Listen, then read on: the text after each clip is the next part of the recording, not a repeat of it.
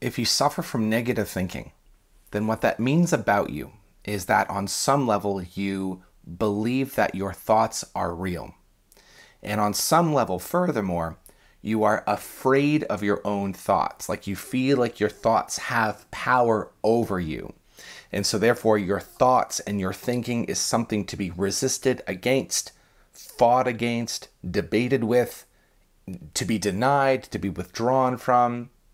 And so as long as we have this sort of fearful, insecure relationship with our thinking, then it is impossible to be at peace within ourselves. It's impossible to find our power. And it makes it very difficult to do a lot of other things, as we will see. So negative thinking can be stopped. It can be gotten rid of. It really can. And I'm going to share with you in this video how to do it. And once you learn it, you will see. And once you see, you will never unsee it ever again. This will be a skill, an ability that you will keep in your pocket for the rest of your life. You can use it to eliminate all sorts of negative thinking. Hopefully you'll share it with others. Hopefully you'll spread it around. The secret is that it's not that it's difficult to do. It's just that you have to look in the right place to find the technique. You have to look in the right place to find the right perspective, because it's not in our culture. You won't find it in our culture. So just generally, if you ask your mom or pop, you ask your teacher, you just ask like people like in your community, just around, most people won't know how to do this, and they will mistakenly think that your thinking, negative thinking, has to be dealt with in the way that I was mentioning earlier. Like you have to fight against it or get away from it or whatever. But generally, all of these different techniques, whether it's fighting or fleeing or freezing or hiding or, putting your head in the sand, whatever it is, any one of these techniques will only serve to inflame and further reify your negative thinking. Reify meaning to make real. It'll further entrench it. And then the more it is entrenched, the more power you are unconsciously giving it, the bigger and more real it appears, and the more it feels like you're sunk, the more it feels like there's nothing that can be done about it. It doesn't change the fact that negative thinking can be dissolved in a moment's notice. But the more you do it and the more power you give to it, the more impossible it seems. So this is something to establish as well.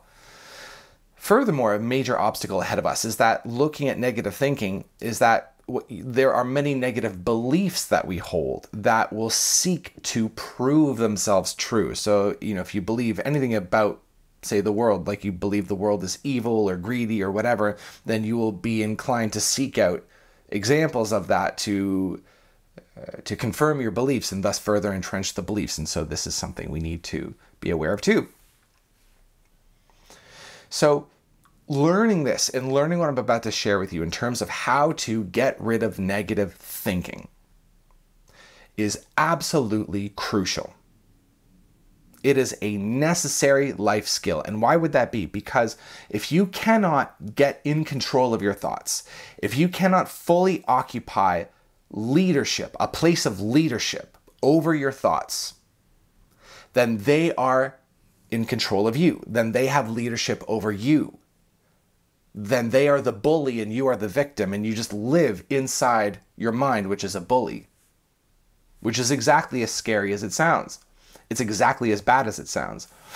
And it means that you can't feel good. You can't feel safe. It means there's no room and space to think, to breathe, to create. You will feel much less inclined to take risks, to make bold new moves, to create that which is in your soul to be created, much less posted online where, you might be vulnerable to attack or embarrassment or failure or disappointment. And really, as long as you are going along your life's path, as you are continuing to expand and grow and create success for yourself, the more negative thinking will chide you along the way. So its voice will get more intense as you go, not less intense, unless you learn what we're going to discuss here. So that's why what we're doing here is so important. So let's begin with our definitions. A negative thought, very simply, is what you imagine it to be. Like when I say negative thinking, whatever you think of when I talk about negative thinking, that's probably it. So just a thought that's not nice. That's our definition. a mean thought, a nasty thought. So minds, especially if a mind is not kept in check, if it is given the keys to the car, if it's put in the driver's seat of life, then it tends to do a few things. First of all, it tends to move towards increasing velocity. So it goes from slow to fast to faster to faster to faster. And as it goes faster and faster and faster, it's like whipping around a carousel. It gets increasingly dark and negative. And the reason for that is because a mind itself is designed to be a problem-solving tool. And so it's sort of like when you hold, just in the same way as when you hold a hammer and everything in the world looks like a nail to you, from the mind's perspective, everything is a problem. Life is a problem. I'm a problem. You're a problem. The country's a problem. The world is a problem. Everything needs to be solved. And there's sort of a catch-22 about the mind where the mind defines problems, and once it defines a problem, it sets out to solve it as quickly as it can with great gusto and great intensity and determination. But it also knows that once the problem is solved, and once all of the problems are solved, it will not have a use for itself, and that is existentially threatening to the mind. If the mind thinks it's heading into a place of problemlessness, then it freaks out and it creates a whole bunch of new drama, a whole bunch of new problems, because it needs to stay in problem territory because that's the only way it knows how to exist. And it has sort of an existential fear about it where if there's nothing to do, then it will lose its grip on power. It won't be able to run the show anymore. That's why so much meditative awakening, that's why so much spiritual awakening comes by giving yourself permission to exist in a world without problems. So like a powerful meditative technique, for example, is to just sit there and just affirm to yourself there's nothing to do. There's nothing to solve. Like you can say it with your words. You will have a profound experience if you do this. If you just say the words and repeat it just for a minute, maybe half a minute, there's nothing to do. There's nowhere to go. There's nothing to become. There's nothing to solve. There's nothing to have, right? And so every time you say words like these, it causes the mind to sort of short circuit and it shuts the hell up for a minute, and you're able to experience your experience without the mind. So like almost all of us everywhere, our experience of the world is filtered through the mind. We don't experience life directly. We do it through the mind. We do it through concepts, and we do it through problems, and always thinking about past and future, and like the present moment is just this kind of obstacle to be gotten through. So by finding little moments to bring the mind to a close, then you can experience life directly as not filtered through the mind, and there's so much benediction and relief that comes as a result, and so much wisdom and clarity as well. So how did I get on this? Right, negative. Right. So the mind tends toward negativity because it does that because it gets heavier and heavier and heavier. Like it's sort of like cloud cover that is it sort of is afraid of consciousness itself. And so it tries to encompass the whole person. And as it does, it just becomes heavier and heavier and more dreadful and dreadful. And eventually it just gets like all the way negative until your experience of yourself and your experience of life becomes so hostile. It just becomes so incredibly hostile. And I know you know exactly what I'm talking about, because there's no human being that's exempt from this. Like if you've given the keys to your mind and it's been that way for a long time, then your mind activity is not nice. It is mean, it is scared, it is paranoid, it is untrusting, it is attempting to be in control of everything, it's constantly trying to make sure, it's paralyzed, it's totally paralyzed and totally stagnant. It can't make a choice because it's doubting itself all the time, and it can't move forward because it's scared of everything that will happen. And so it just kind of goes through life in this contracted sort of defensive posture. So that's how serious negative thinking becomes. And the way that it gets its power, the way it gets its juice is by torturing us, by pestering us or harassing us, where it'll give you something to be concerned about or worried about, and it'll say, like, you have to do something about this. It's gonna happen. You have to engage with this. You have to and you'll find yourself off center. You'll find yourself lurched into action that you know on a deep level is incorrect for you. Taking some sort of like action that you just know that you don't really need to do it, but you're doing it just to be safe, just to be sure, just in case, because in the worst case scenario, it would be so terrible, but so therefore I may as well just, check the lock, for the 100th time to make sure that it's locked, this kind of thing. That's how the mind gets its power. That's how it becomes this sort of big, massive entity in your life. This is not a very famous example, but you may have heard of, there was a play called The Little Shop of Horrors, and I think there's a film with Rick Moranis in it as well. It's about a famous Venus flytrap that it starts off very small and it gets really big. Do you remember this? Feed me, Seymour, feed me. And it gets bigger and bigger until it gets like way, way, way big. So that's an analogy for the mind. You just keep feeding it and it keeps getting bigger and bigger until at a certain point, it's just so menacing and scary that we feel like we're enslaved to it. We feel like we have no choice but to feed it anymore. So that's what we're dealing with. So now the table's set. Let us talk about how to get in control of negative thinking. So I'll start by saying this. I kind of began this video by using language such as get in control or get rid of negative thinking. In order, I guess in order to speak in a way that makes sense, but that's not strictly speaking what we're doing. And so I'll tell you what I mean. So what I mean is, like, imagine you're on a bicycle, and let's just say, for example, the bike doesn't have brakes. You just discovered that the brakes are no longer working, but you've been pedaling so hard and you're just speeding along the road. So what do you do in order to stop the bike without brakes? What do you do? Well, the answer is nothing, because the momentum itself wears itself out on its own. And any action that you might take, the only action that there is there for you to do is to pedal. That's the only thing you can do, is pedal. But if you pedal, then you make the bike go faster. And so therefore, your doing is not really a doing. Your doing is waiting. Like, you wait and you just stop pedaling and allow the momentum to die out on its own. If you were to stop pedaling and the bike is still going because there's still momentum on the bike, are you concerned? Like, do you look at the fact that the bike is still going and go, oh no, the bike hasn't stopped yet. It's not stopped yet. What do I do? What do I do? Well, no, because you understand how momentum works, is that it just kind of goes out on its own. And so therefore you can relax because your future is secured.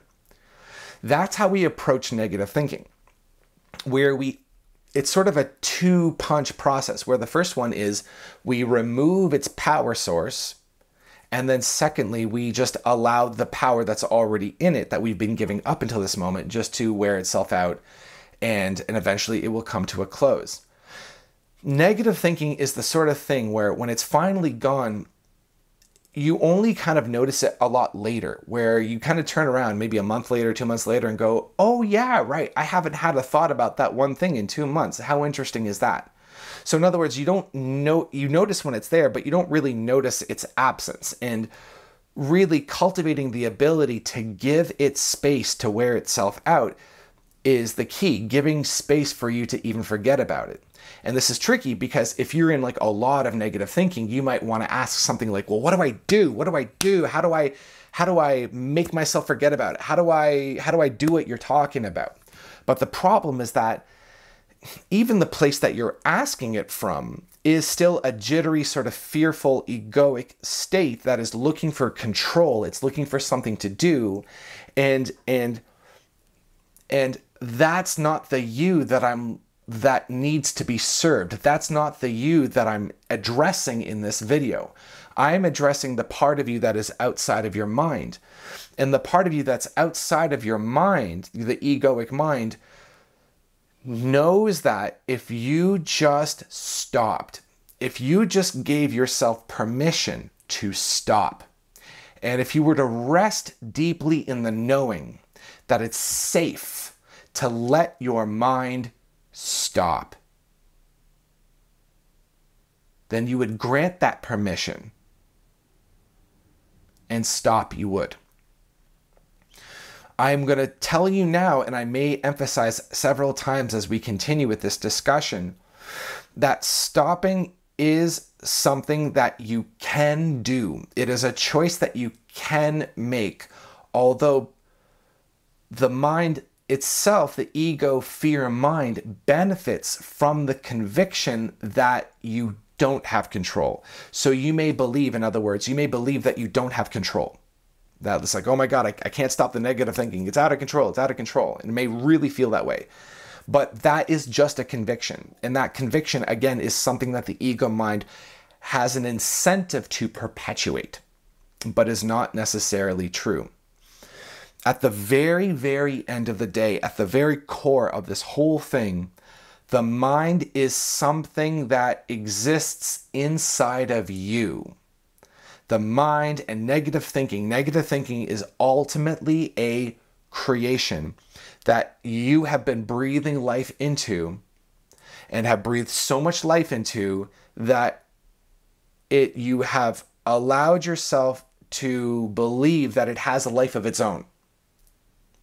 And that belief that it has a life of its own breathes more life into it. See? But through rectifying these beliefs, through disabusing ourselves of false beliefs, ultimately, bullshit beliefs about the mind and about fear, then we become aware of how we've been powering it, and then we stop powering it. And then the first step of that two-punch process that I was telling you about, unplugging its power source, is underway. So the crucial insight to activate this now is to know that all thoughts are just thoughts. Now, I'm not telling you anything that you don't already know. But what I am doing is getting you to go from knowing this mostly to knowing this completely. Because let's just take an example. What would a good example be? An example might be that you want to create online content to start a business, say, and you want to do it on a subject that has already been spoken about once or twice, and you feel like you have nothing relevant to say. Now, we can take this idea. Now, notice how this idea, I have nothing new to say, I have nothing valuable to offer.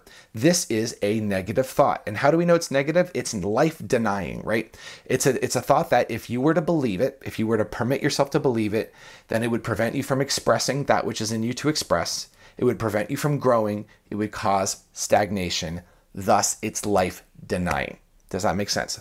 So that is a classic negative thought.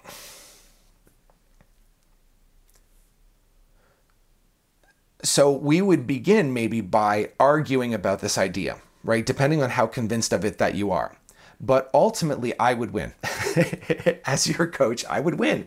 Because if you are being your most adult and wisest and most truest self, if you're being your most honest self, you would say that it is better for you to share what is in you to share. And it doesn't matter how many times that message has been said, you have your own unique way of saying it. Just in the same way that there's nothing what I'm saying here that's new, but I'm saying it in my way, and then my way may click with you, right?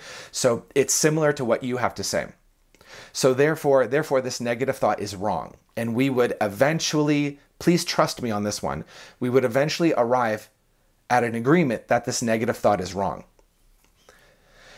And we would get 99% of the way there, where you're like, yeah, Brent, I agree, you're right, I agree, okay, you're right. And then there would still be just a little piece, 1% of you that goes, but what if, but what if, but what if, but what if? And so what we're doing here now is getting from 99% to 100%. And the way that we do that is by establishing that all thoughts are just thoughts. Please say it with me. All thoughts are just thoughts. Thoughts, information. Thoughts are made out of information. All information is just information. All data are just data.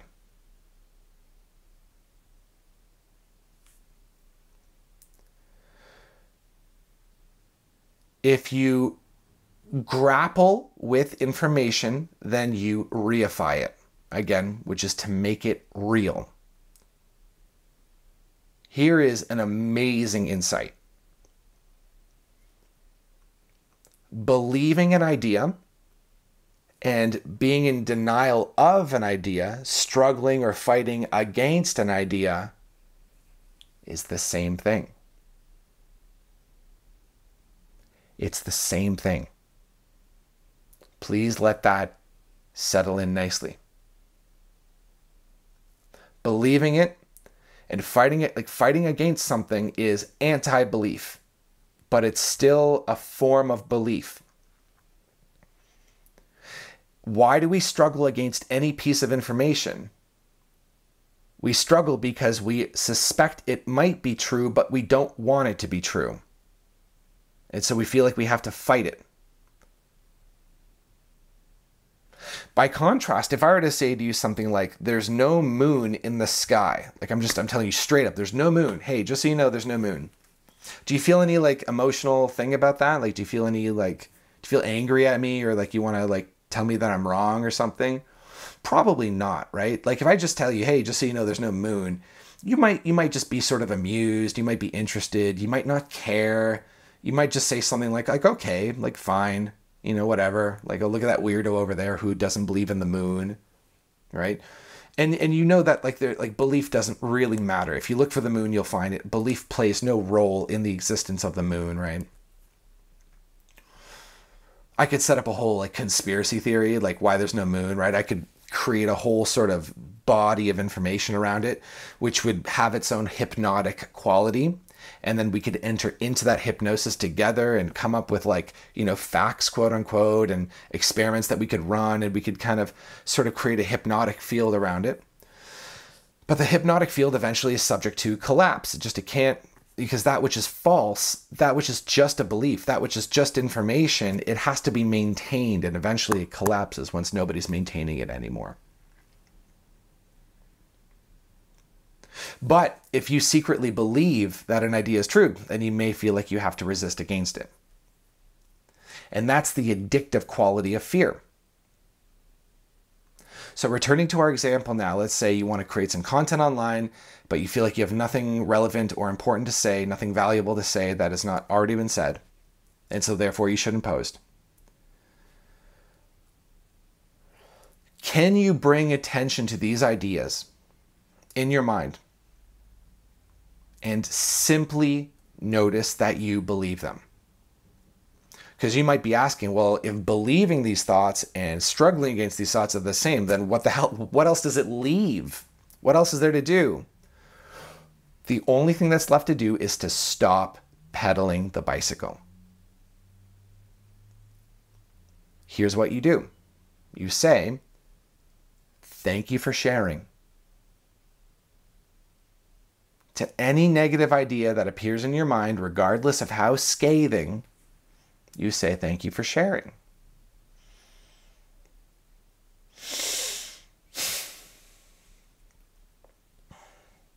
So the mind says, I have nothing valuable to share. And again, remember, we've already established that this idea is false, right? So we're not going backward.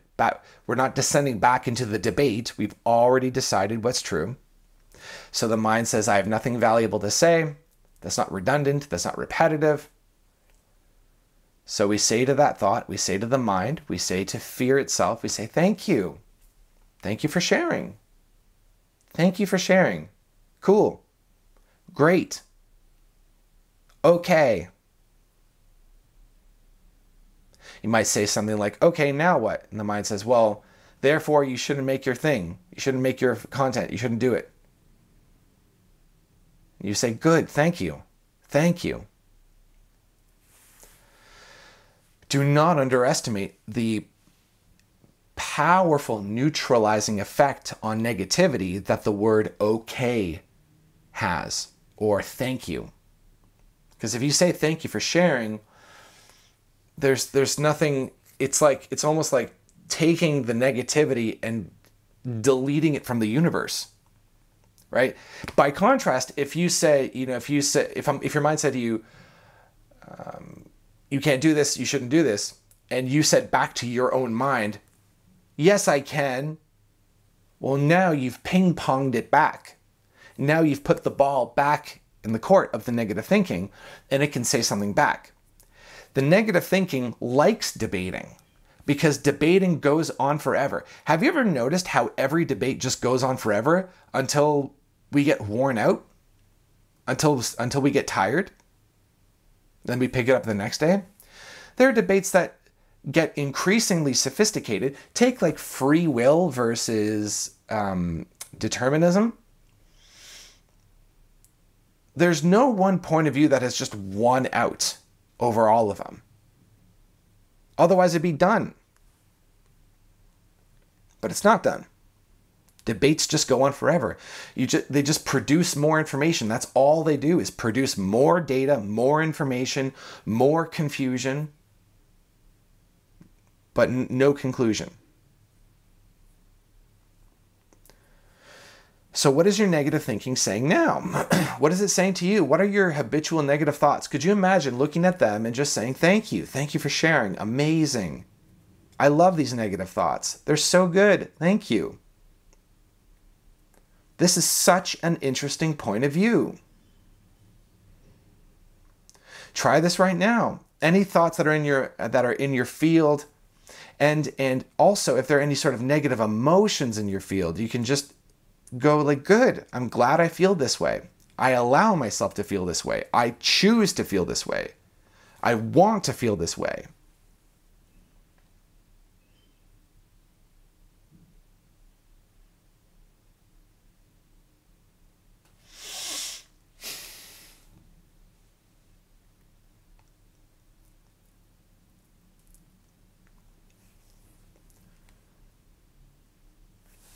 Now, doing this doesn't bring the momentum of the bicycle to a close right away. And this is a crucial insight to see. I've been dropping a lot of crucial insights. This is another one. It's very important for you to see that the momentum doesn't just stop because of what we're doing here. The momentum carries on. And the momentum is sort of it becomes your practice now. It becomes your dojo, where every time a negative thought comes up, your practice now is to love it and to allow it and to welcome it in and to say thank you. Because like any bully, the game is over. Like when a bully actually beats you up, the game is sort of over in a way. This may not be the best metaphor, but it's like when a bully really shines, like imagine a real bully that you've seen like in your life or in a movie. It's like the whole bully and victim relationship works the best when there's ongoing fear and terror. If you go up to a bully and say something like, all right, like, what are you threatening me with? And the bully's like, I'm going to beat you up. And then you say to the bully, okay, well, all right, when's this going to happen? When are we doing this? And the bully's like, whoa, I don't know, after school. And you're like, okay, where do I go? I'm ready. Let's just get this over with. I'm ready. Okay. And how hard are you going to hit me? Do you have an idea of how hard you're going to hit me? And the bully's like, well, I guess pretty hard. It's like, okay, do you plan on injuring me? Or like, am I going to be out of commission? Are we going to bring boxing gloves? How does this work? And the bully's like, well, no boxing gloves, I guess. But, yeah, I guess, maybe we'll go for a couple rounds or something, because he's never really thought of it. And as these questions continue, the fear and the tension behind the relationship just dissolves, just goes. So that's the idea here.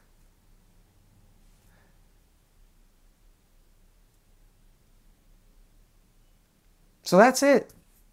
That's how you overcome negative thinking. So again, just to land the whole thing, you unplug its power source. And you do this by remembering that all thoughts are just thoughts. All thoughts are just thoughts. Therefore, thoughts are permitted to come and go. We let them come and go as they please. They're just thoughts after all. What you will find going forward, even like negative thinking aside, like what you'll also find if you're sort of sensitive or empathic is that you'll be picking up on thoughts from other people. And you will learn how to distinguish that, because there may be some like scathing, really unpleasant negative thoughts that just appear in your mind, and they're not even yours. They just come from somebody else because you're around them. Has that ever happened to you? And you'll see those and go, oh, I see. This is just the other person's psychology.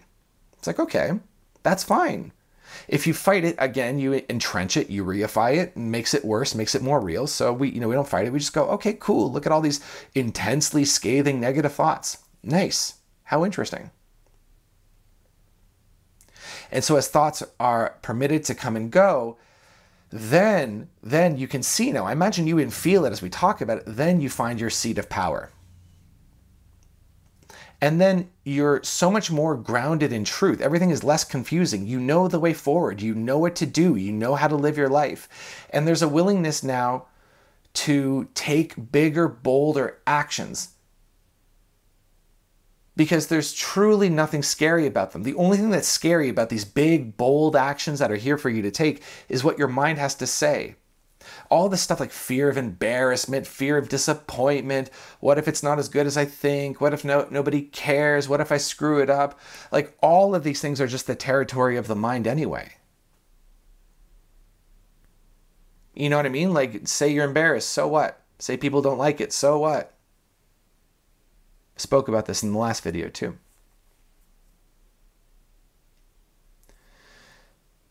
If you are interested in a one-on-one session, let me know. You'll see a link for that below. You can get a free intro session where I can ask my questions, you can ask your questions, and we can see if we're a fit to work with each other. It is super fun. Join the Sovereign Creators Collective, where we do really deep dives into this and really putting yourselves in the flow state, especially lately, really moving into the flow state. It's like, okay, what am I here to do?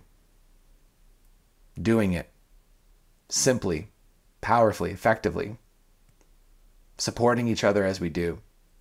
It's really nice. You should really check it out. We'd love to have you. And that's all. I'll catch you later.